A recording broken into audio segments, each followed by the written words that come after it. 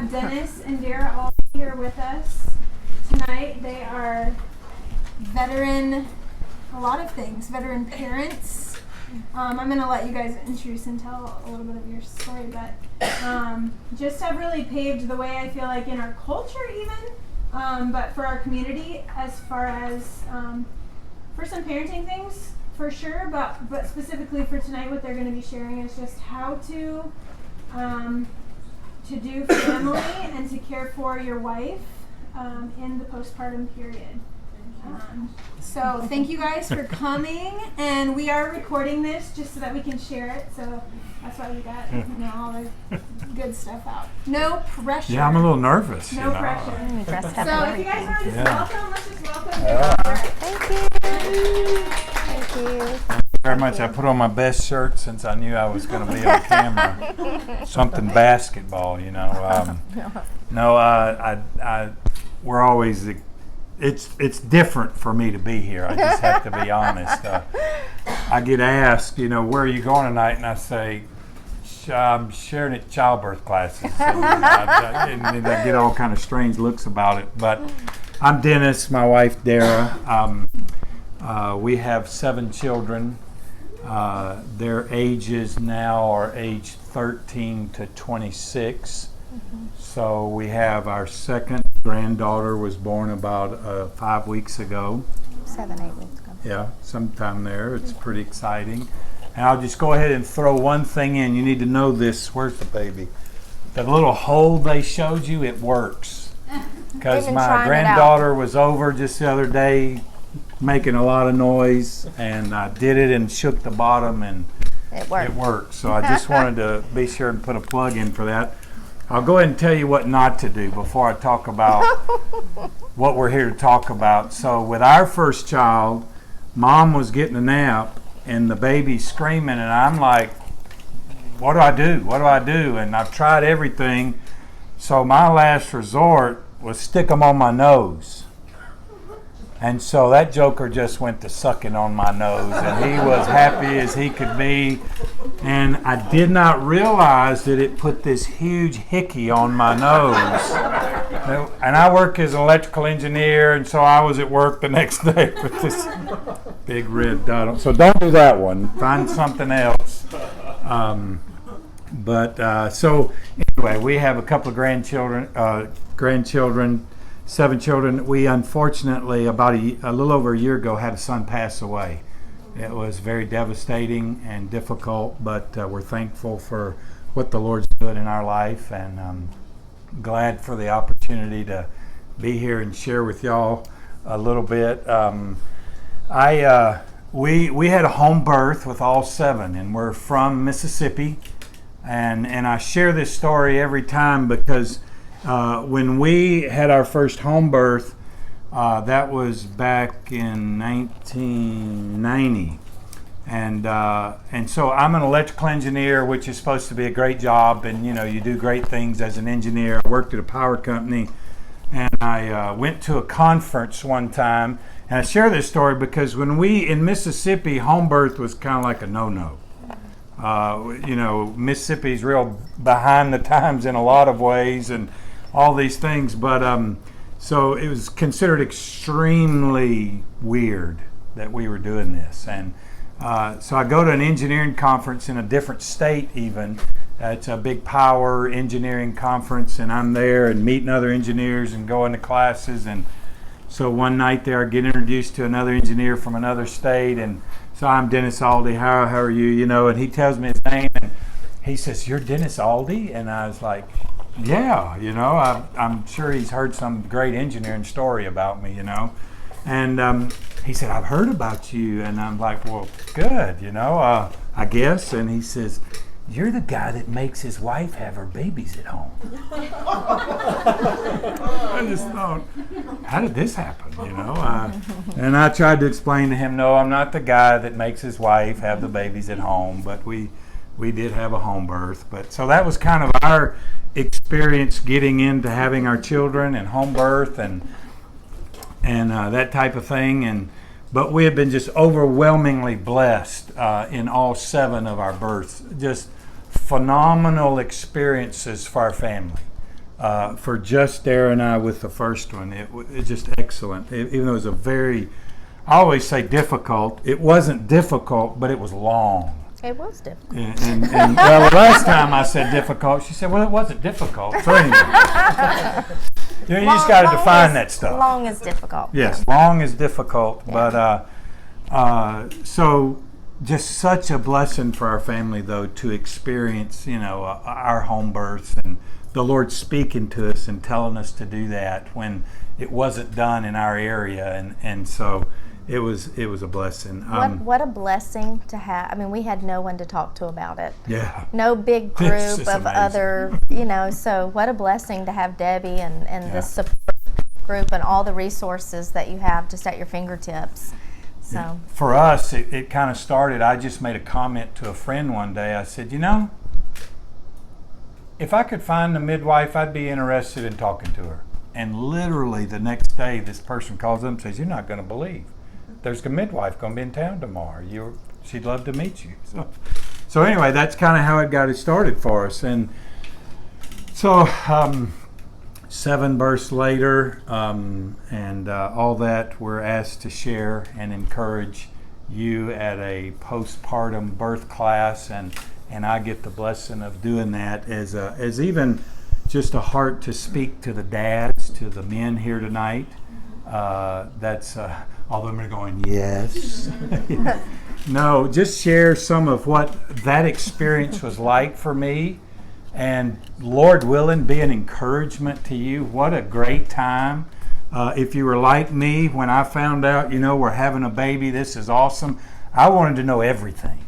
I did. I wanted to learn everything I could because I feel a responsibility for my wife. And I understand there's different personality types and this type of thing, but I feel in God's eyes that I've been given responsibility for my family, for myself, for my wife, for my children. So, this big thing is happening.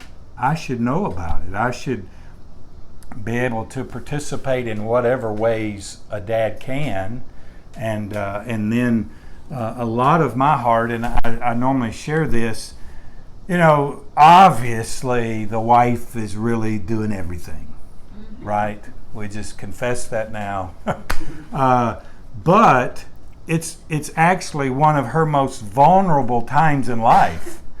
And what a time that she needs someone to step up and care for her, protect her, love her even more than you've already been doing a great job at, but go over the top. And I believe that deep down, men were created to be a hero for somebody. Really. One of my visions is that she would one day just think I was the greatest human that ever walked the earth. That's all. I want that. I think I was made to have that from my wife. And so I'm working hard that'd be true one day. So our time here tonight is just to share some about that with you. And encourage the dads in the room. We'll ask questions if you have any in a little while. But I just want to tap into that thing that I believe is God-given, that we were made to be a rescuer, And we won't rescue them from birth, obviously, but what a great opportunity for us to be the knight in shining armor and really serve our wives in every way. So we'll just tell a few things about, how that is. So one thing I'd like to bring up is, and most of you I'm sure have already done this, but my wife is a very merciful lady, extremely sweet, extremely merciful, very servant-oriented.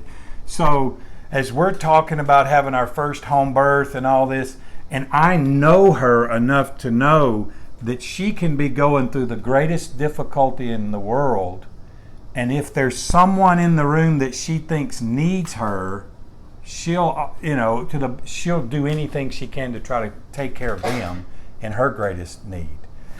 And because I know that about her, so before we're going into a birth, I'm learning, okay, what do we want here? And so we talked about a birth plan. I'm sure y'all have talked about that. But But I want to encourage you to even talk about, okay, who do we want there? Who do we want helping, not helping? How do we communicate with parents, with in-laws? Because there's great opportunity for offense, on both sides of the family. And I encourage husbands, dads, just be the bad guy, okay, if it's needed. Lord willing, it's not. But in this part, I knew that my wife would want to be sure that so-and-so was well taken care of and her feelings weren't hurt. And so I called a meeting and got the people that, she wanted, that I wanted at the birth to maybe help with certain things. And we had a meeting and I just said, okay, the purpose of this meeting, we've invited you to help us. And thank you. And we want to thank you for that. What a blessing that you would come and serve us. And then I try to define what service is. It's doing something for us without getting any credit or attention, and maybe even doing something you didn't want to do. And so or maybe getting asked to stop doing something. Well, and that's what I was going to say. And even to the point is, as we're having this meeting, and again, I don't want my wife, women, most of them that I've met tend to deal with relationships a little different than guys. And so I wanted her just relaxing and getting ready to have a baby, And so, guys, I'm encouraging you, just be the guy to lead out and voice those thoughts up front with in-laws, parents, friends. We were pastoring a church at that time, and so everybody wants to go over to the pastor's house because they're having a home birth. We've never heard of it. We want to see what, and so I'm the guy that's saying, look, I love you a whole lot, and I don't want you to be offended, but I need you to know this one's for us. Okay? And so in this meeting, we're talking about that and very appropriately thanking them. But then I said, so here's the deal. If I give you the sign, it means I need you just to leave and don't be offended. And I didn't want my wife to have to communicate that to them, because obviously that would be very difficult for her. It's difficult for me, but it was a lot easier to do that in a meeting beforehand where I could look and say, I'm not mad at you. I wouldn't have invited you if I was mad at you. But we need you to be here to serve us. And so we've spent time, and I know my wife. I know how she cares for others, and I wanted to relieve her of this burden that while she's having birth, she needs to care for other people. This is a real time that I want to care for her even more than normal. And everyone else be on that same page. So I would encourage you with a pre-birth meeting. Go ahead. One thing too, it's come up just in the past few weeks about having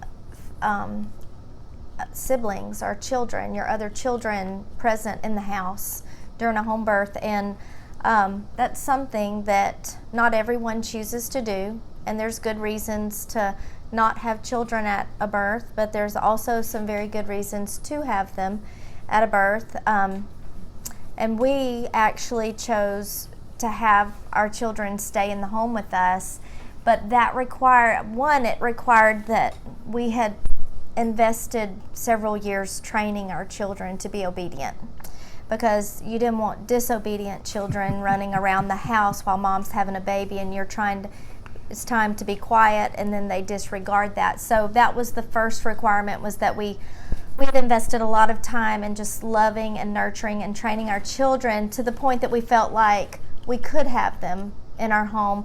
But then, Dennis, we prepared our children. We were preparing our parents, we were preparing our friends. We didn't have doulas, so I had to solicit the help of dear friends that I felt like had a heart for me and brought faith and hope and a good attitude into the birth environment. And then we also spent some time just preparing our children for what the birth would be like. And so with 7 children and having my 7th baby with 6 children, that sounds like it could be a circus, but it really wasn't. He was behind the scenes, holding 5 of them back and telling one, it's your turn to go put lotion on mommy's feet. And so they would get a step. While she's laboring. And I'm in a recliner, and I'm fully dressed, and I'm in the living room, and it's early labor, so it's I'm still very coherent and can interact with the children and let them know mommy's doing good and reassure them that everything's okay. And then, they're putting step stools under my feet, and they've got a big bottle of lotion, and boy, my legs were really by the time 6 soft. of them had put lotion on my legs. But they're bringing me glasses of water or a plate full of strawberries, or they're just part of taking care of me while I'm in labor, and they're connecting with this life experience that we're about to embark on. So Amen. So again, just husbands, I encourage you, know your wife. What does she need you to be that guy that, and I say it like be the meanie. There's no intent whatsoever that I would be mean to anyone, or you would either. But I'm very willing to, if it need be, for the sake of my wife having a baby. I don't want to do that, but if that's what's needed, I have a priority, and it's her and her care and her ability to do what she needs to do. And so I encourage you that way. One story just along that lines, we were having, I believe it was our second child's birth, and so mom's there laboring, and me and the midwife are kind of there, and there's another child somewhere, I don't remember exactly where, but and so I could tell, this thing was kind of going slow again with the second one, and I could tell she was starting to get very uncomfortable, that the midwife and I were just kind of going, come on, we weren't doing that, but that's what it felt like to her. And so I could tell that, so I quickly, gave the sign to the midwife, and we jumped back, and she taught me how to play the card game Nerds. And so if you were to look at our video of the birth, it's this real quiet moment with Dara just, in the chair like just this. Going. And then it pans just a little bit bigger, and me and the midwife are just in the back slapping cards down, and because I play to win. so anyway, but that was okay for me because he knew my personality. Because she'd be more worried about us. He knew that in my mind I was going, they're happy, they're doing their card game. I cannot worry about them, and I can just focus on breathing through my contractions. I wasn't at a point that I was ready to push or anything. It was still that early labor, but everyone was just kind of staring at me, and I was just like, am I not doing something right? It was just my second baby, so I felt a lot of pressure just from the attention being on me. And your wife may be different. The point is, know your wife. Be the guy that's there to discern that. And jump into a action plan, whatever it be, so that she's able to relax and able to focus on what she needs to, because she's got a big deal going on.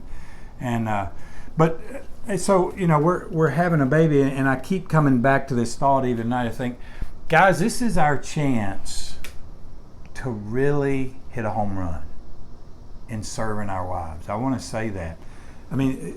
Just to attune to our wife before the birth, in those conversations, what do you think you would like, and know those things, and what after it, what do we want, and who do we want to come over, and how soon, and then you be the guy to call them. Just again, it's a chance for us to come alongside our wives in birth and bear the responsibility that I believe God gives us, but bear it well, so that in realities we love and care our wives, and it's a great practical way that we can do that. So I think they mentioned tonight, and I just want to reiterate this, because the whole after the baby's born, okay, and I'll just confess, we've been living in this area probably almost 4.5 years now. And it seems like there's this desire in women to be super women, okay? And it's that I just had a baby 3 days ago, and I'm going to town, all right? And I just want to encourage you as a a guy that you don't know, but I wish I had something great to say about myself, but just some guy from Mississippi. Don't be Superwoman. Well, just change your definition of Superwoman. Yeah, better way of saying it. Good job. The doctors, midwife, whatever, you need 2 weeks to just do nothing. And so guys, husbands, hopefully you'll have 2 weeks off from work. Yeah, when I was told my wife needed 2 weeks, she was finna get 2 weeks, whatever it took. I mean, no, I didn't want to be mean to her or mean to any, but again, that's what she needs to heal. And so when they said don't let her come out of the bedroom for, it was 7 days or so. It was 2 weeks. Yeah, I didn't let her come out of the bedroom for 7 days. I really didn't. And not as a mean, controlling, I mean, I'm not trying to be that way, but what I'm saying is I tried to serve everything that was needed so that she had no reason to. So, I'd say this, ask for help because you will probably need it, guys.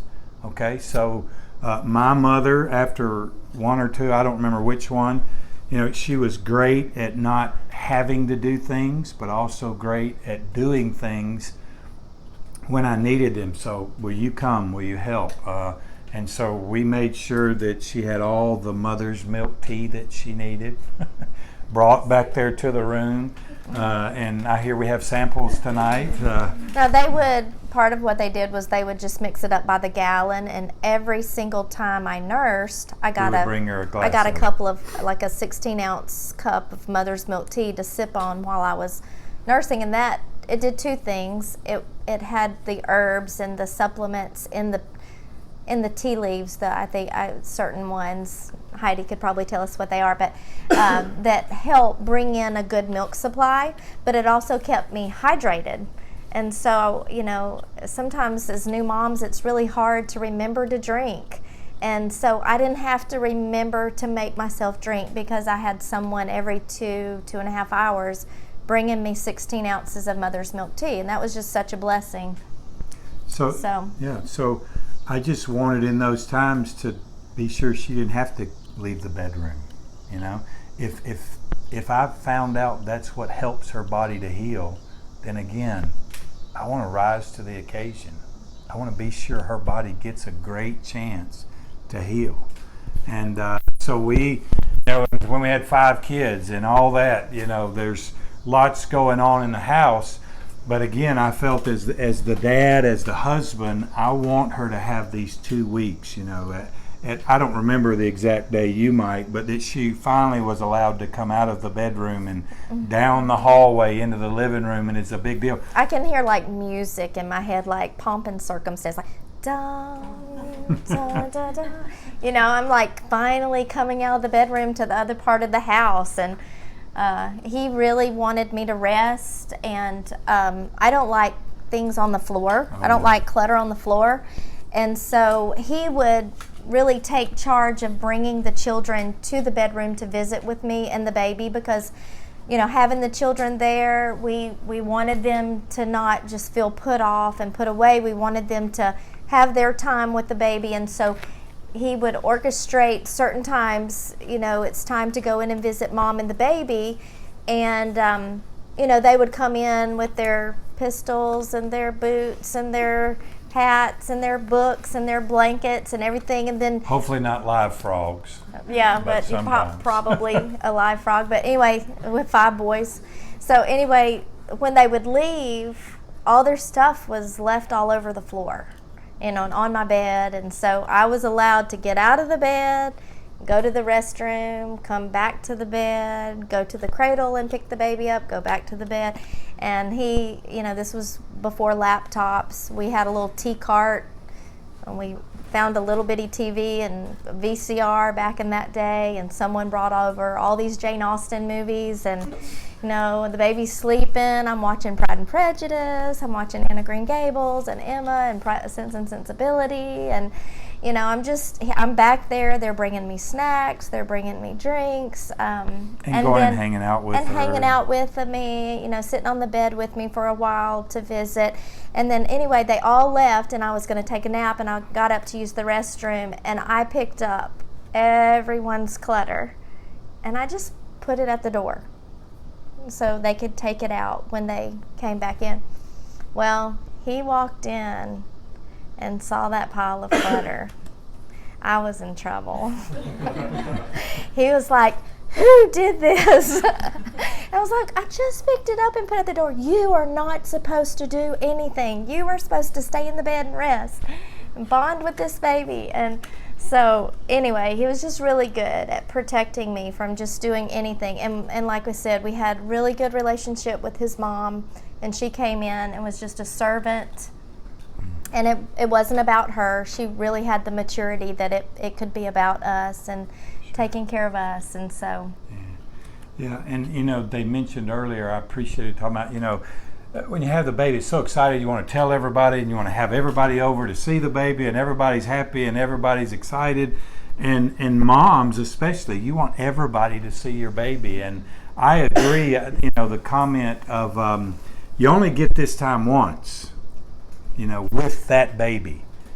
And I just encourage you moms that it is so worth you just having that time to heal. Dads, it's so worth you protecting that time for your wife to heal. And you can set up, times that whatever you've decided. But Dad, be the police of that if a police is needed. If people come by and they're there a little bit long and that mom, just say, "You know what?" I could say some crazy things, but show them where the door is. No, I'm joking.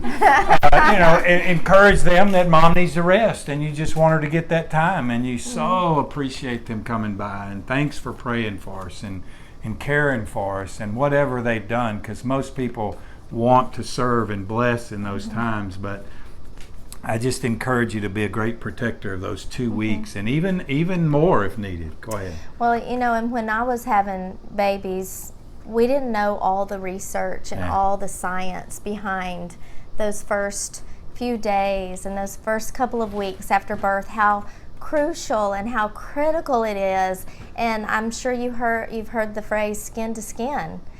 Skin to skin is a little hard to do on the run. It's a little hard to do in the living room with people stopping by, but skin to skin is easy to do in your bedroom, in the privacy of your bedroom, while you're being protected and being allowed to bond with your baby.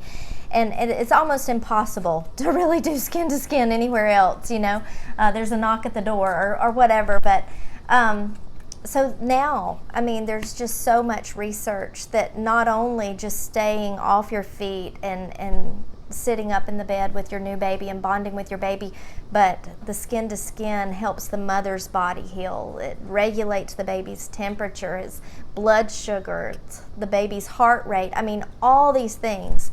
You don't even realize the good that you're doing for your baby and for your own body by just lying in, just taking a season and resting. Amen. Okay, 5 minutes. Okay. So I wanted to bring up the subject of sex, okay?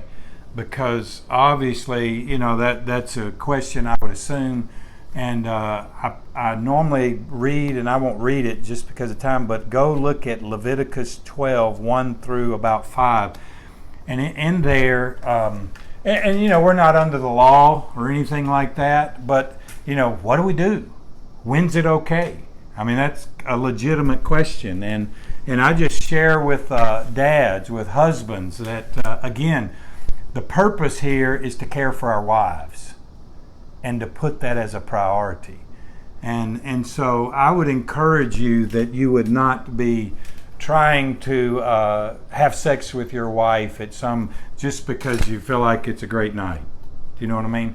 That there's in Leviticus 12 mentions this. I believe it's 40 days that a woman would be in waiting or consecrated after a male child is born.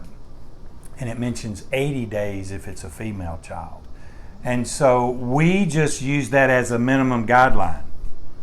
Because I just wanted to care for her and not, be trying to satisfy something within me, but to truthfully care for her body, at the expense of something. And then still, just think of what all she's gone through having a baby, and then now she's nursing constantly and very little sleep and all these things. And you hopefully you have very little sleep, because encourage dads, as long as possible, you be the one to get up every time at night and get the baby. Why not? You know, just be awesome. You know, you already are. All right, but this is a great time. I mean, we all talk about our Dara and I, what we want written on our tombstones. I want my wife to say, this guy was great.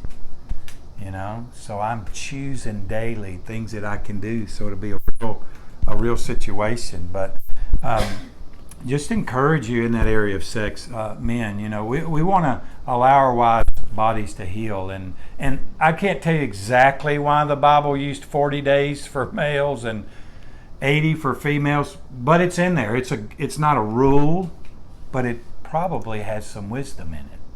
And so I share that with you just so you would know that. Go ahead. Mm-hmm. Well, a few months ago, I came across an article about how prevalent postpartum depression is in America. And I just, you know, it kind of described American birth is all about the arrival of the baby. And then once the baby arrives, there's just like this depression, like a balloon that burst, and then the mom is kind of forgotten, you know. And I think I've never struggled with postpartum depression, and I've always wondered why, because so many have. And I'm not saying this is the only reason. I know there's physical and chemical things going on inside the body that can cause that, but I do think that this is part of the reason. That postpartum season, there's no way I could be depressed. I was being treated like a queen, you know? And so there's just such an excitement and just, I'm being just so revered and protected, and I'm being treated very carefully and fragile, and I'm being preferred to the max. And it just, I just can't even imagine being depressed during that season. It was just such a beautiful season for us, and we love the postpartum season so much. And we believe in it. I mean, we fuss at women when we see them 3 days out at our church meetings, and we're like, what are you doing here? Go home, get in the bed, get your gown back on, you know. And now that we're around 50 years old, we can do that and get away with it. But anyway. We're not really that old.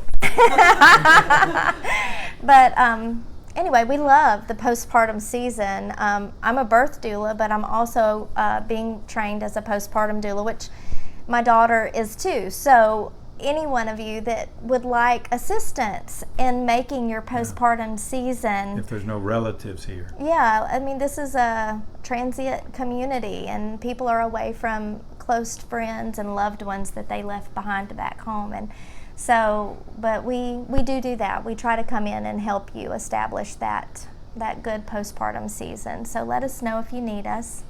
And Amen. That's good. Oh, and I have some postpartum cards if you want our information. Anybody have a question about anything?